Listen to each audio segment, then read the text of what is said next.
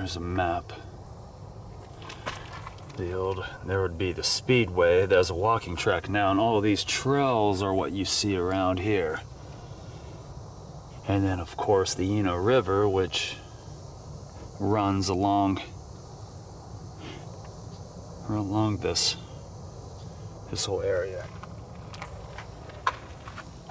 And there's some footage of the 1950s, I believe.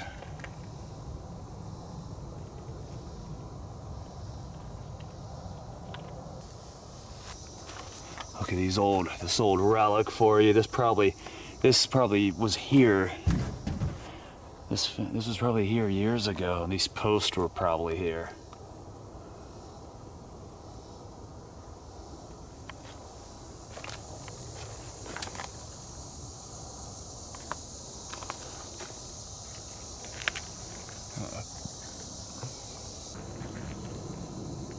Now, this was Herbert Cates' car, who raced here back, I guess in the 40s and the 50s. Nevertheless, this is an old 1940 Chevy Coupe Super Deluxe.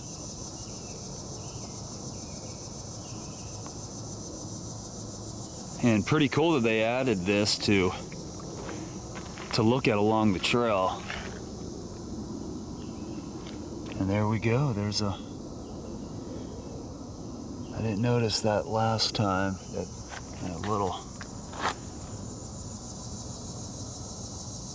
that strip is on the side still. That's awesome.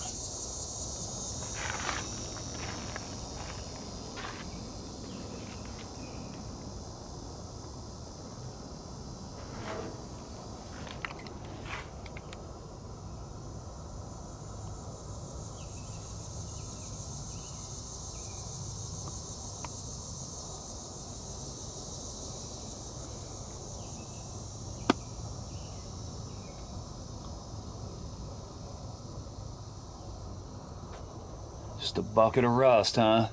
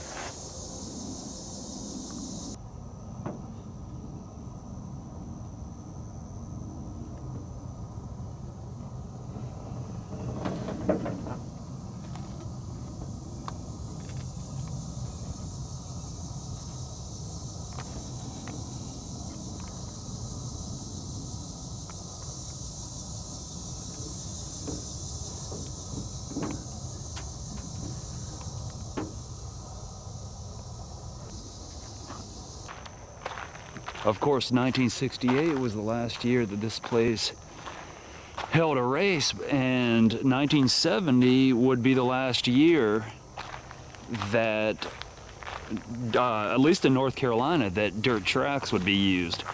And from what I read, Raleigh, North Carolina had the last dirt track race in 1970, I believe. And this would have been the flag stand. Of course, this is a lot of the stuff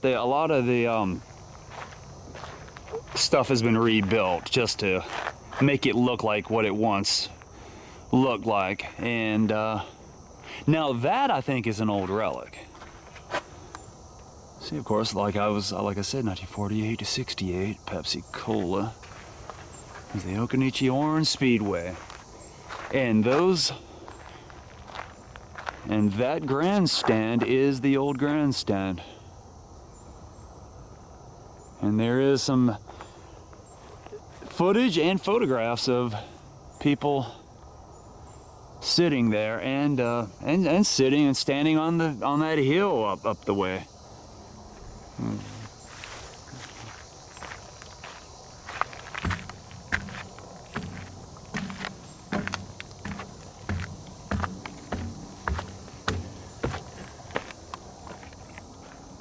See the concession booth up there?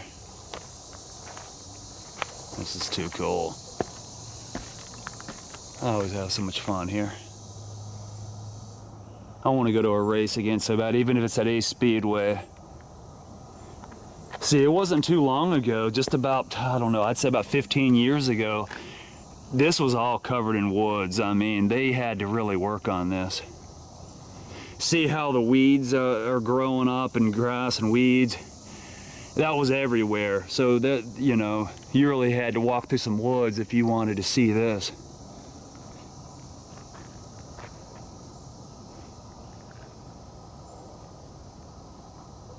I assume the railing. I don't know if the railing is old or not. Let's go down the way and check out the other car down here. I think it's an old Dodge Coronet, but I'm not 100% sure. Some of us on YouTube have kind of argued about what it is, and it's kind of hard to tell sometimes, but I think it's a 56 Dodge Coronet. So let's go check it out. I like that back end. Kind of has that Cadillac looking tail. You can see a lot of the stuff has been stripped, you know, letters and numbers and letters and everything. You can tell this is probably once a tough old car, though.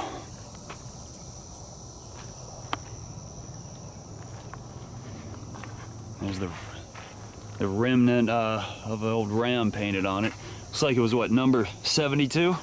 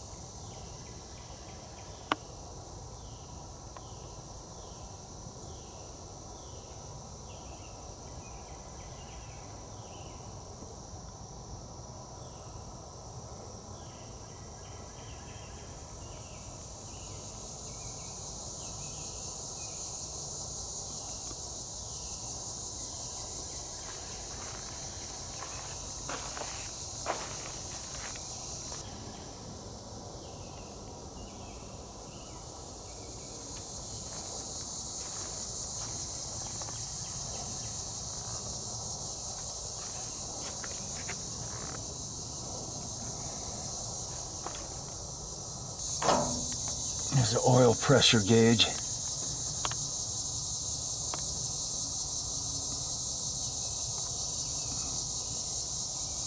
And the other gauges are missing. Of course, the speedometer would have been right there, where that big hole is.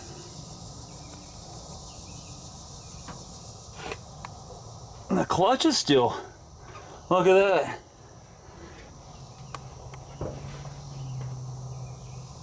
The clutch is still intact, and the gas pedal and brake.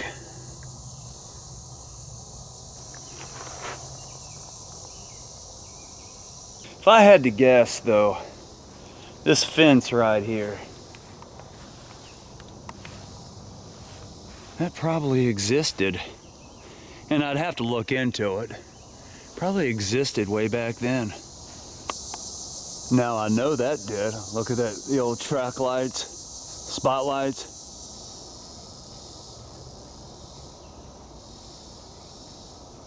They probably would have had that, maybe one other. That would have lit up the track and the infield really good.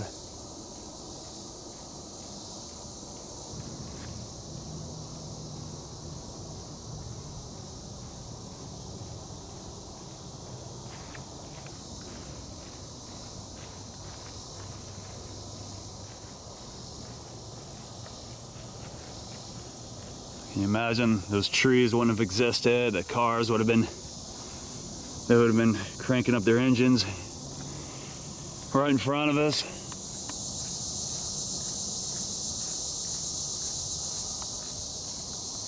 Everybody would have been getting excited for the race. And here is a picture of everyone getting ready for a Sunday race. That's too cool, isn't it? And look, like I said, look at the infield, no trees. You can see those cars around in the corner really well. Here's a picture of what it looked like before they started working on it. See how the trees are... See all the foliage going up the grandstand? Yeah. Look at these.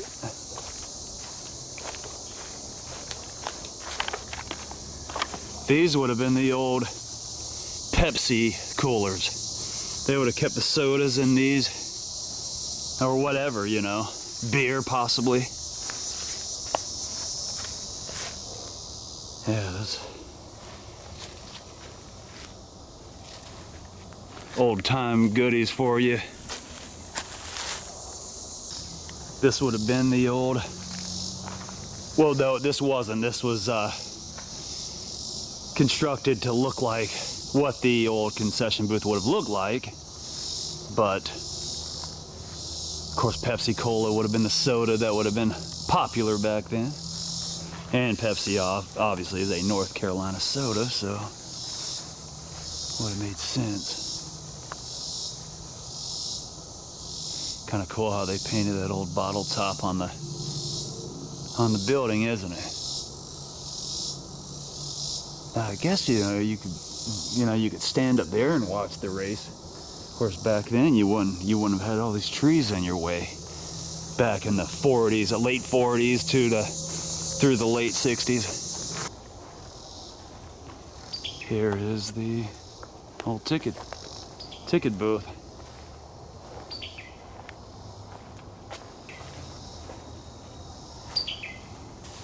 Now the tickets, these old ticket signs, they look to be authentic.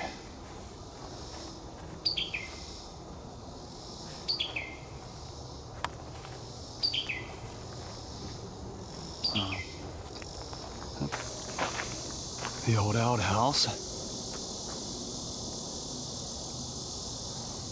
It's a replica.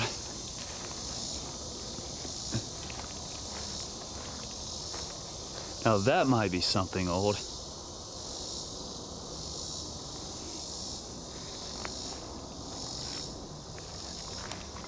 Let me show you. This is really cool.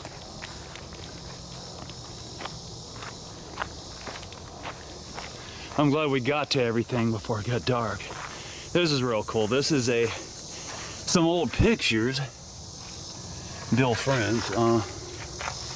And then there's a list of the racers that would have raced here. Weldon Adams. I see he might have been the one that number 72 that we just looked at. Bobby Allison. I know Richard Petty, of course, that raced here. Fireball Roberts. Junior Johnson would have raced here. A lot of the greats. Buddy Helms.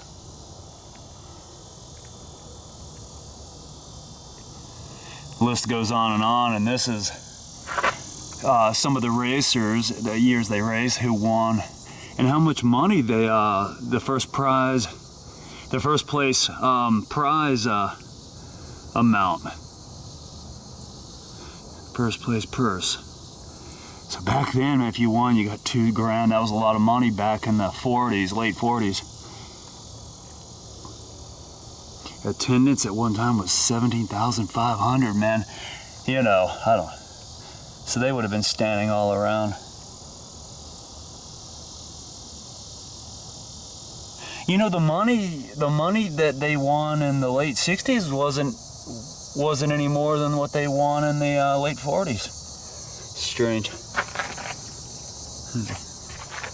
And there is Bill Friends. Picture. There's some history.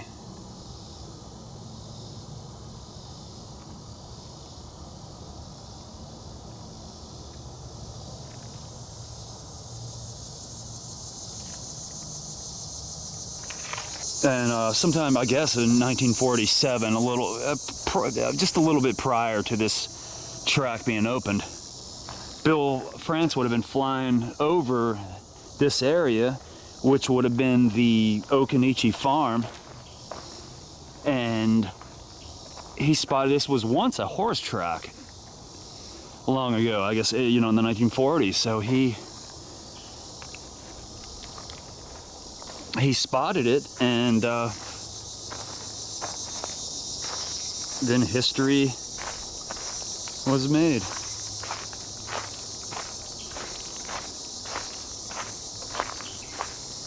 And not too much longer, they would be racing NASCAR here. So really cool.